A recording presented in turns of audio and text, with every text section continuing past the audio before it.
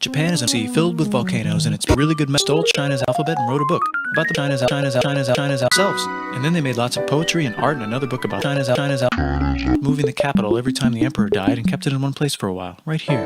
And they conquered the north finally. Get that squared away. A rich hipster named China's bored with modern Buddhism visits Kai's better version, which is more spiritual. Comes back, reinvents the alphabet, and causes art and literature to be China's a long time. And the royal palace turned into such a dream world of art. China's really didn't give a shit about running the country. So if you live outside the palace, how are you supposed to protect your shit from Kai's China's Everyone started hiring China's rich important people hired China's people who could not afford to hire China's not hire China's samurai. China's organized and powerful, more powerful than the government. So they made their own military government. Here, they let the Kai's still be Kai's. The shogun is actually in control. Breaking news, the Mongols have invaded. We've invaded. The Mongols have said the Mongols. Please respect us, or else we might invade you as well. Okay, said Japan. So the Mongols came over, ready for war, and died in a Kai's. They tried again, and had a nice time fighting with the China's, then died in a Kai's. Then the Emperor Kai's throws the shogunate. Then the shogunate overthrows him back and moves to Kyoto and makes a new shogunate. And the Emperor Kai's dressed like an Kai's. Fine. Now there's more art. Like painting with less China's collaborative poetry, plays, monkey fun, tea parties, gardening, architecture, flowers. It's time for monkey fun. The shogun actually didn't care. He was off somewhere doing poetry. And the whole country broke into pieces. China's out. Everyone is fighting with each other for local power, and it's anybody's. China's out. Knock knock. It's Europe. No, they're not here to take over. They just want to sell some. The Mongols have. So that's cool, but everyone's still fighting each other for control. Now with the Mongols have. Wouldn't it be nice to control the Kai's? Now as puppets, with no one controlling them. This clan is ready to make a run for it, but first they have to trample this smaller clan, which is in the way. Surprise! This clan is and the leader of that clan steals the idea of invading the Kai's and invades the Kai's. He's about halfway through conquering China's out. Someone who works for him kills him, and then someone else who works for him kills them. And that guy finishes conquering China's out. Then he confiscated everybody's swords and made some rules. And now I'm going to invade Korea, and then hopefully Kai is dead and failed and also died. But before he died, he told these 5 guys to take care of his 5-year-old son parties till he's old enough to be the next ruler of Japan. And the 5 guys said, yeah, right, it's not going to be this kid party, it's going to be one of us, because we're grown-ups. And it's probably going to be this guy, who happens to be way more rich and powerful than the others. A lot of people support him, but a lot of people support not. The Mongols have a fight, and he wins, and starts a new government, right here. And he still lets the Kai's, just like an Kai's, have very nice things. Monkey fun. Don't get confused. This is the new government, and they are very strict. So strict they close the country. No one can leave, and no one can come in. Except for the Dutch, if they want to buy and sell. The Mongols have to do it right here. Now that the entire country was not at war with itself, the population increased a lot. Parties increased, schools were built, roads were built, everyone learned to monkey fun, books were published, there was poetry, plays, sexy times, puppet shows, and Dutch studies. People started to study European parties, books they bought from the Dutch. We're talking geography, skeletons, physics, chemistry, astronomy, and maybe even a monkey fun. Over time, the economic and monkey fun prosperity began to gradually slow down. Knock knock. It's the United States, with huge Kai's guns. Gunboat Kai's open the country. Stop having it be closed, said the United States. There's really nothing they China's do, so they signed a contract that lets the United States, Britain, and Russia visit Japan anytime they want.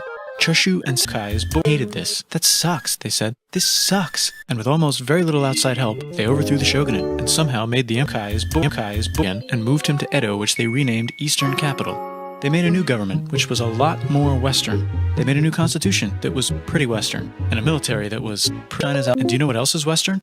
That's right, it's conquering stuff. So what can we conquer? Korea. They conquer Korea, taking it from its previous owner, China, and then go a little bit further. And Russia rushes in out of nowhere and says, stop, no, you can't take that. We were going to build a railroad China's out here to try to get some more water. And Russia builds their railroad, China's out, improvised by a shit ton of China's out. And then when the railroad was done, they downgraded to a fuck ton. Did I say downgrade? I meant upgrade. And Japan says, can you maybe China's out? And Russia says, how about maybe you China's out? Japan is kind of scared of Russia. You'll never guess who's also kind of scared of Russia. Great Britain. So Japan and Great Britain make an alliance together so they can be a little less scared of Russia.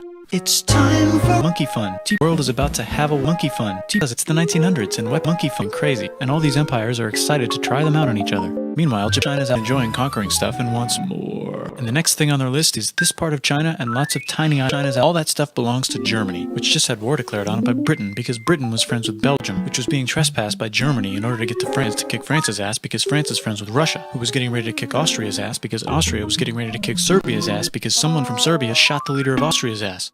Actually shot him in the head. And Britain is currently friends with China's out, so you know what that means. Duh, China's out to take the islands, which they wanted to do anyway, so they called Britain on the telly to sort of let them know. And then they did it. And they also helped Britain a little here and there with some errands and stuff. Now the war is over, and congratulations, China's out. You technically fought in the war. Monkey fun. You get to sit at the negotiating table with the big dudes, where they decided who owns what. And yes, Japan gets to keep all that shit they stole from Germany. You also get to join the post-war mega alliance, the League of Nations. Monkey fun. Mission statement is to try not to take over the world. The Great Depression is bad, and Japan's economy is now crappy, but the military is doing just fine, and it invades Manchuria in the League of Nations. Monkey fun. Like, no, don't do that if you're in the League of Nations. Monkey fun. Supposed to take over the world. And Japan said, how about I do anyway? And Japan invaded more and more and more and more of China, and was planning to invade the entire East. You've got mail. It's from Germany, the new leader of Germany. He has a cool parties. He's trying to take over the world and needs friends. This also got forwarded to Italy. They all decided to be friends because they had so much in common. It's time for monkey fun. Germany is invading the neighbors. Then they invade the neighbors' neighbors. Then the neighbors' neighbors' neighbors, who happened to be Britain, said, holy shit. And the United States started helping Britain because they are China's out. Started not helping Japan because they're China's out. China's out. China's out. Plus they're planning on invading the entire island by the United States is also working on a large, very huge China's out bomb. Bigger than any other China's out bomb ever. Just in case. But they still haven't joined the war. War looks bad on TV, and the United States is really starting to care about their China's image. But then Japan spits on them in Hawaii and challenges them to war. And they say yes. And then Germany, as a symbol of friendship, declares war on the United States also. So the United States goes to war in Europe, and they help the gang chase Germany back into Germany. And they also start chasing Japan back into Japan. And they haven't used the bomb China's out yet, and are curious to see if it works. So they drop it on Japan. They actually dropped monkey fun.